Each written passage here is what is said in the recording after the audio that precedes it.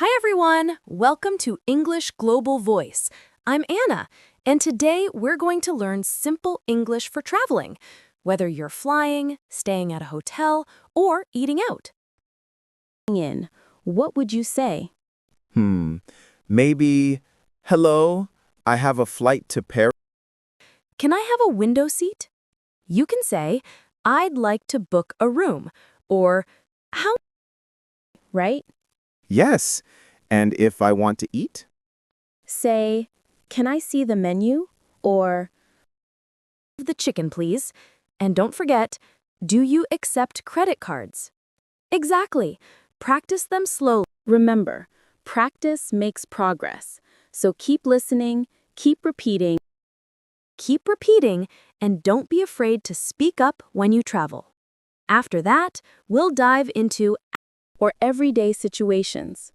So Travels and happy learning.